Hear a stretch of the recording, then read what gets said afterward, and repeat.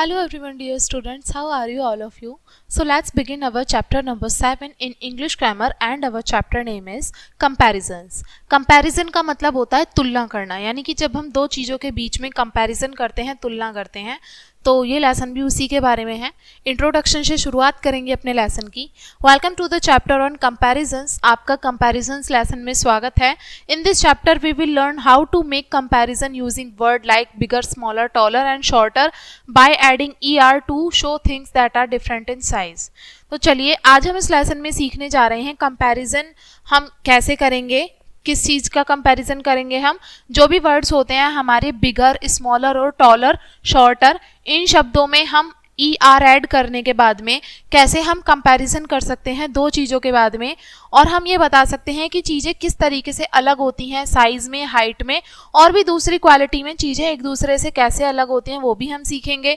तो चलिए आज हम इसमें सीखने वाले हैं इसमें कि ये जो जितने भी सारी डिस्क्राइबिंग थिंग्स होती हैं, मतलब वो कैसे क्रिएटिव वे में हम फनी तरीके से हम इसको सीख सकते हैं। तो चलिए कंपैरिजन को हम शुरुआत करते हैं लेसन की। आपसे फर्स्ट उसमें बोला है look ma'am I made a big aeroplane. देखो मैम मैंने एक बड़ा सा एरोप्लेन बनाया। Well I have made a bigger one. वैसे मैंने ज़्यादा बड़ा बनाया है। हाँ हाँ I have made the biggest aeroplane.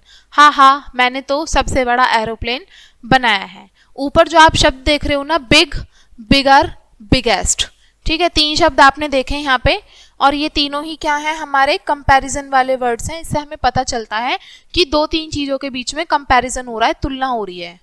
Describing words also show the comparison between two or more things. Describing words हमारे वो होते हैं जो ये भी दिखाते हैं कि जब दो या दो से ज़्यादा चीज़ों के बीच में तुलना हो रही होती है तो उनको भी शो करते हैं।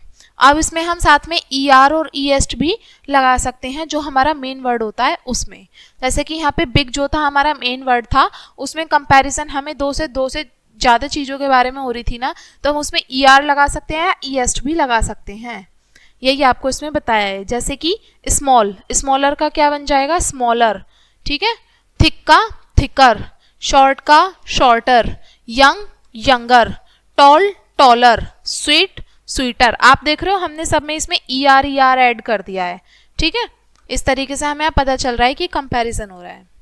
चलिए आपसे क्वेश्चन बोला है पहला, tick the sentences in which two things are being compared. आपको उन सेंटेंसेस पे टिक करना है जिसमें दो चीज़ों के बीच में तुलना हो रही हो। This is a tall Neem tree. ये तो एक लंबा नीम का पेड़ है, तो इसमें से दो चीज़ है ही नहीं, एक की बात हो रही है। The Neem tree is taller than the mango tree. जो नीम का पेड़ है वो आम के पेड़ से ज़्यादा लंबा है। तो नीम के पेड़ और आम के पेड़ के बीच में तुलना हो रही है ना, बता रहे हैं ना कि नीम का पेड़ तो ज़्यादा बड़ा है, ठीक है। माई पेंसिल बॉक्स इज बिग। मेरा पेंसिल बॉक्स बड़ा है। ये तो अपने की बात हो रही है, किसी और से तुलना थोड़ी कर रहे हैं, तो ये नहीं है। My lunch box is bigger than my pencil box. मेरा लंच बॉक्स मेरे पेंसिल बॉक्स से ज़्यादा बड़ा है। तो यहाँ पे तुलना हो रही है ना, कंपैरिजन लंच बॉक्स और पेंसिल बॉक्स के बीच में, तो इस पे हम राइट लगाएंगे।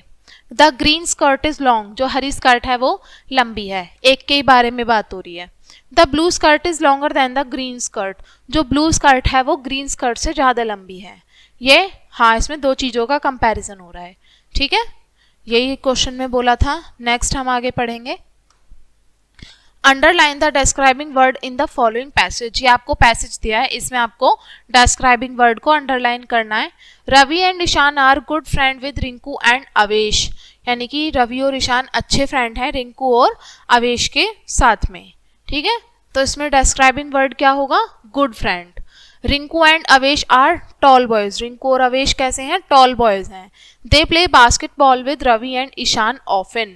यानी कि वो कभी कभी बास्केटबॉल भी खेलते हैं रवि और ईशान के साथ, ठीक है। They play with a new ball. तो कैसी बॉल के साथ खेल रहे हैं, न्यू बॉल के साथ।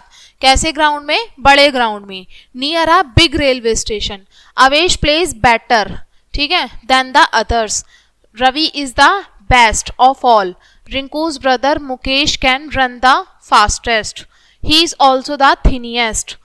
Avesh is the shorter. ठीक है, तो ये सारे वर्ड्स हमारे क्या हो गए, डिस्क्राइबिंग वर्ड्स हुए। चलिए आगे के सेंटेंसेस पढ़ते हैं। Read the sentence given below. First बोला है an elephant is bigger than A zebra. एक एलिफेंट जो है वो ज़ेब्रे से बड़ा होता है। The rope is longer than the ribbon, जो रोप रस्सी है वो किससे लंबी है, रिबन से। The book is thicker than the comic, जो बुक है वो कॉमिक से ज्यादा थिक है, मोटी है। Tushar is older than Nakul, Tushar Nakul से बड़ा है।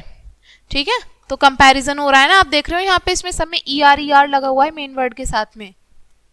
नेक्स्ट क्वेश्चन है, read this sentence and tick the correct word in the bracket. आपको सेंटेंस पढ़ने हो, ठीक वर्ड पे टिक लगाना है। The teacher is dash then the student, तो टीचर कैसी होती है, यंगर या ओल्डर, ओल्डर, बड़ी होती है।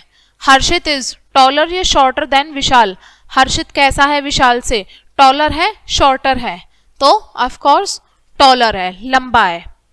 चलिए आगे देखेंगे। ए सैक ऑफ राइस इज, यानी कि एक चावल का कट्टा किससे होता है, चीनी की एक पैकेट से हैवी होता है।